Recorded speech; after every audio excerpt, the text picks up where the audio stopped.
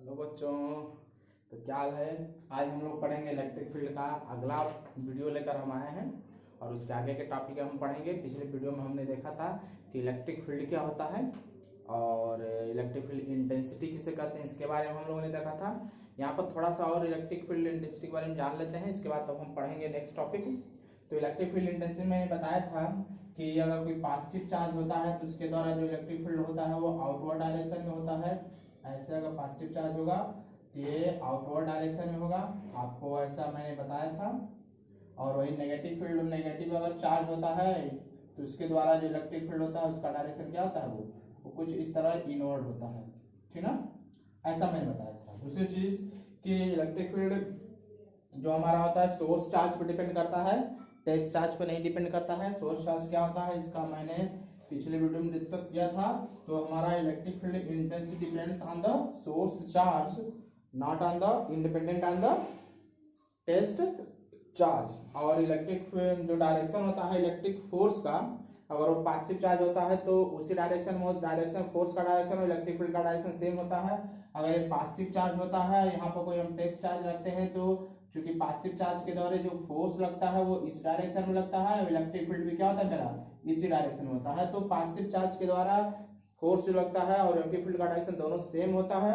और अगर हम नेगेटिव चार्ज ले लेते हैं तो उसके द्वारा जो फोर्स लगता है वो क्या होता है, वो अपोजिट डायरेक्शन में होता है। फोर्स हमारा फोर्स और इलेक्ट्रिक फील्ड दोनों एक दूसरे के क्या होते हैं, अपोजिट डायरेक्शन। अगर नेगेटिव चार्ज के द्वारा जो इलेक्ट्रिक फील्ड क्रिएट हो रहा है तो टेस्ट चार्ज पर जो फोर्स लगेगा वो दोनों एक दूसरे का अपोजिट होता है। इलेक्ट्रिक फील्ड अगर दिया जाएगा तो फोर्स का डायरेक्शन इधर, फोर्स का डायरेक्शन इधर, तो इलेक्ट्रिक फील्ड का डायरेक्शन इधर। लेकिन पॉजिटिव चार्ज रहता है तो इलेक्ट्रिक फील्ड और फोर्स दोनों का डायरेक्शन क्या होता है, सेम होता है, एक ही तरफ होता है।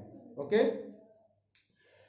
ये याद रखिएगा आप। और इलेक्ट्रिक फील्ड इंटेंसिटी को हम एक और नाम से जानते हैं, इलेक्ट्रिक फील्ड इंटेंसिटी जो होता है, इलेक्ट्रिक फील्ड इंटेंसिटी जो होता है उसको हम फील्ड इंटेंसिटी के नाम से भी जानते हैं, फील्ड इंटेंसिटी भी कह सकते हैं या फील्ड स्ट्रेंथ भी कहते हैं, फील्ड स्ट्रेंथ भी इसको कहा जाता है। तो इसलिए इस नाम जो आपको कभी बुक में आएगा तो याद रखिएगा, इसमें घबराने की कोई बात नहीं है।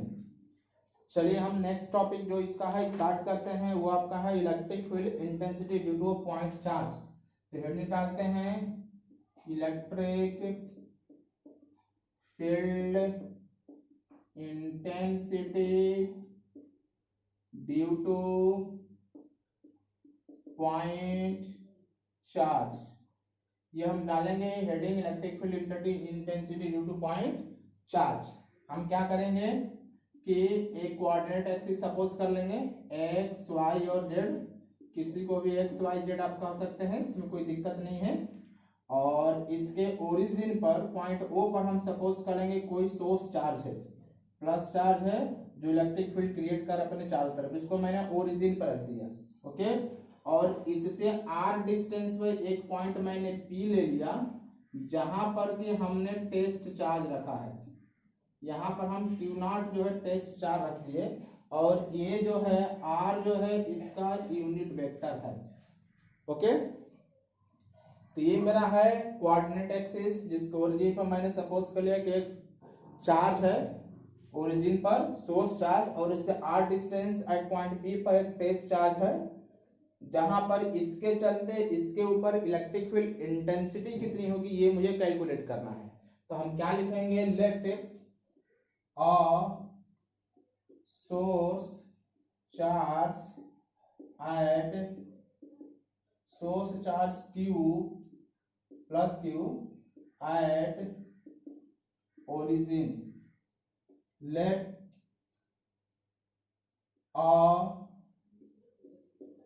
Unit positive test charge place at distance p from q या o कह सकते हैं। o से हमने क्या लिखा कि हमने एक सोर्स चार्ज ओरिजिन पर सपोज कर लिया, यहाँ पर एक चार्ज मैंने सपोज कर लिया और एक यूनिट पॉजिटिव चार्ज जो है सपोज किया p पर फ्रॉम o एट पी लिख सकते हैं आप, ऐसे लिख दिए at P, at distance R from O, at point B पर ओ से जो है आर डिस्टेंस में मैंने एक टेस्ट चार्ज ले लिया। अब आपको कूलम्ब्स लॉ में मैंने पढ़ाया था, अगर आप वीडियो देखे होंगे तो आपको याद होगा कि अगर कोई चार्ज हो Q1 और Q2, अगर दो चार्ज हो और इसके बीच का डिस्टेंस अगर r हो, तो दोनों के बीच जो लगने वाला फोर्स होता है F = 1/4πε0 Q1 Q2 r², ऐसा होता है। और ये यूनिट वेक्टर लगा देते हैं, क्योंकि फोर्स हमारा वेक्टर क्वांटिटी, इसलिए इसके साथ वेक्टर को शो करने के लिए यूनिट वेक्टर यूज करते हैं, इसलिए यूनिट वेक्टर हम यहाँ पर लगा देंगे। ठीक, तो अब चूंकि दो चार्ज के बीच लगने वाला कूलम्बिक फोर्स जो मेरा यही होता है, तो यहाँ पर भी एक चार्ज है, यहाँ पर भी एक चार्ज है, यहाँ पर दो चार्ज Q1 Q2 था, यहाँ पर एक चार्ज Q है और एक चार्ज Q0 है। तो Q और Q0 के चलते जो कूलम्बिक फोर्स लगेगा वो क्या होगा, तो यहाँ पर लिखेंगे coulomb force, coulomb force between Q and Q0। Q और Q0 के चलते यहीं से क्या हो जाएगा, F वेक्टर = 1/4πε0। Q1 के लिए क्या है, Q है, और Q2 के लिए क्या आपका है, Q0 है, और इसके बीच का जो डिस्टेंस मैंने R लिया है, तो R वेक्टर का मैग्नीट्यूड लिखेंगे। किसी चीज जैसे R है, R वेक्टर का मैग्नीट्यूड किसके बराबर होता है, R के बराबर होता है। ठीक, तो R वेक्टर का मैग्नीट्यूड यहाँ R के बराबर, इसलिए इसके जगह हम R रखेंगे तो सिंपली ये R का स्क्वायर हो जाएगा, R², और यूनिट वेक्टर R OP के डायरेक्शन में क्या है, R, ये यूनिट जो है यूनिट वेक्टर है। ठीक, R ऑफ OP भी कह सकते हैं यहाँ पर, जो OP के डायरेक्शन में, या सिंपली बस यूनिट वेक्टर R ही लिखिए आप। ठीक है, इसे साफ करते हैं हम। अब हमें निकालना है, क्योंकि मैंने तो अभी निकाला इन दोनों के बीच लगने वाला फोर्स, बट हमें फोर्स नहीं निकालना था, अभी निकालना है इलेक्ट्रिक फील्ड इंटेंसिटी। तो कल मैंने आपको बताया था इलेक्ट्रिक फील्ड इंटेंसिटी E होता है F वेक्टर बाय में Q0। तो ये F वेक्टर की वैल्यू यहाँ से उठाकर हम क्या करेंगे, पूरा यहाँ पर रख देंगे, तो क्या बन जाएगा मेरा 1/4πε0। F के जगह रखेंगे पूरा 1/4πε0 Q0 r², और एक Q0 देखिए ऑलरेडी नीचे है, इसलिए हो जाएगा Q0, और ये यूनिट वेक्टर R, इसको इस तरह हम लिखेंगे, ऐसा कर सकते हैं। तो Q0 से Q0 चला जाएगा, बन जाएगा E वेक्टर = 1/4πε0 Q बाई में आपका क्या हो जाएगा, R² यूनिट वेक्टर, ये आपका बन जाएगा ये। अगर इसका हम मैग्नीट्यूड लिखना चाहते हैं, मैग्नीट्यूड लिखेंगे तो क्या हो जाएगा, यहाँ पर लिख सकते हैं E वेक्टर का मैग्नीट्यूड किसके बराबर होगा, E के, जैसे R वेक्टर का मैग्नीट्यूड R के बराबर होता है, इसलिए E वेक्टर का मैग्नीट्यूड E के बराबर डिनोट करेंगे, E के बराबर, ये E वेक्टर का मैग्नीट्यूड है E, और यहाँ पर चूंकि मैग्नीट्यूड निकालेंगे तो हो जाएगा 1/4πε0 Q बाई R², तो इसी तरह हो जाएगा। और ये आपका यूनिट वेक्टर होता है, आप यूनिट वेक्टर जानते हैं, इसको बोलते हैं जिसका मैग्नीट्यूड 1 के बराबर होता है। तो इस R का मैग्नीट्यूड 1 के बराबर होगा, तो यहाँ पर 1 रखेंगे तो क्या होगा, सब मिला के एक ही चीज होगी, इसलिए इसको छोड़ देंगे, तो हो जाएगा E = 1/4πε0 Q बाई में R²। ये आपका रिजल्ट बनेगा यहाँ से, समझ में आ रहा है। एक और रिजल्ट यहाँ से हम लिख सकते हैं, एक रिजल्ट और हम यहाँ से लिखेंगे, इसके चलते किसी चीज का यूनिट, आप जानते हैं कि किसी अगर ए का यूनिट वेक्टर निकालना होता है तो ए वेक्टर और इसका मैग्नीट्यूड से डिवाइड कर देते हैं तो यूनिट वेक्टर निकल जाता है। किसी भी का किसी वेक्टर का अगर यूनिट वेक्टर निकालना हो तो उस वेक्टर में उसके मैग्नीट्यूड से अगर हम डिवाइड कर देते हैं तो यूनिट वेक्टर निकलता है। तो उसी तरह हमें आर का अगर निकालना हो यूनिट वेक्टर, तो आर वेक्टर में आर वेक्टर के मैग्नीट्यूड से डिवाइड कर देंगे।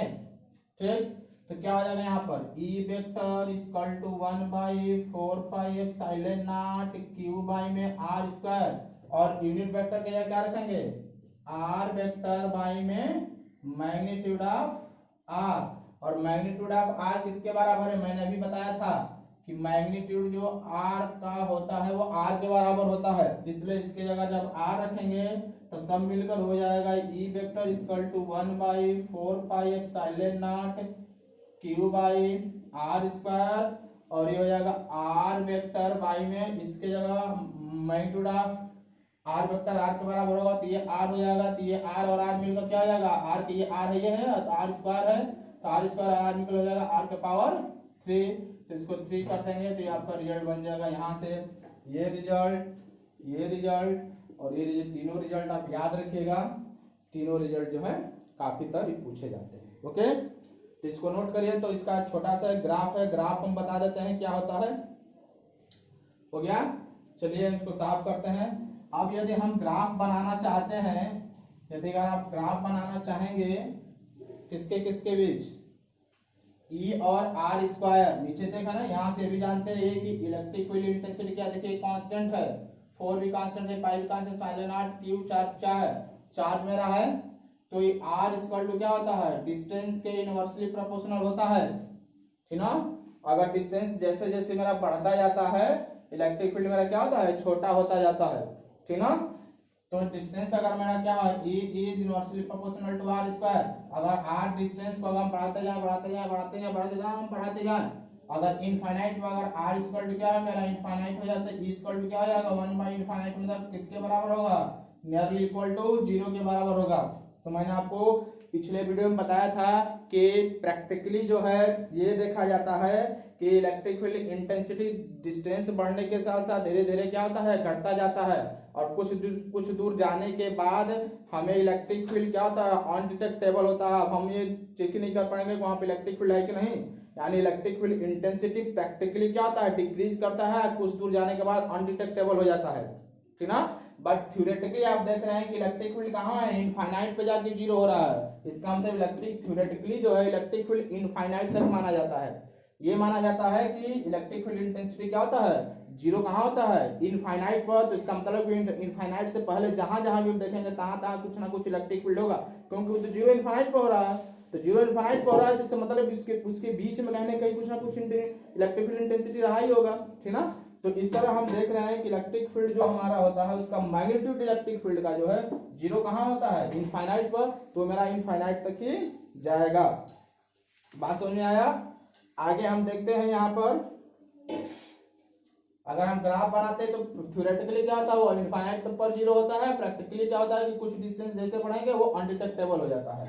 अगर इसके बीच इसके और आर स्क्वायर के बीच में अगर हम ग्राफ बनाते हैं ऐसे, अगर हम ग्राफ बनाते हैं ई वेक्टर और आर स्क्वायर के बीच अगर आप ग्राफ बनाएंगे, मैग्नीट्यूड ऑफ ई के बीच अगर ग्राफ बनाएंगे तो कुछ इस तरह का कर्व लाइन मिलता है। क्या होता है, E is directly proportional to R square आपका है ना सर, इनवर्सली। यानी जैसे देखिए आर जब छोटा है तो इलेक्ट्रिक फील्ड इंटेंसिटी ज्यादा है, जैसे जैसे आर बढ़ता जाएगा ई छोटा हो जाएगा, आर बढ़ता जाएगा ई छोटा, आर बढ़ता है छोटा, ये आपका आर क्या होता है, छोटा होता जाता है। जैसे जैसे अगर डिस्टेंस बढ़ाएंगे इलेक्ट्रिक फील्ड इंटेंसिटी की वैल्यू छोटा होता जाता है, ठीक ना।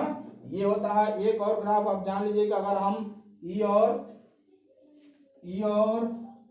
1/r स्क्वायर के बीच अगर ग्राफ बनाएंगे, आप यहाँ से ई और 1/r स्क्वायर के बीच ग्राफ बनाएंगे तो आपका स्ट्रेट लाइन मिलेगा, ठीक ना।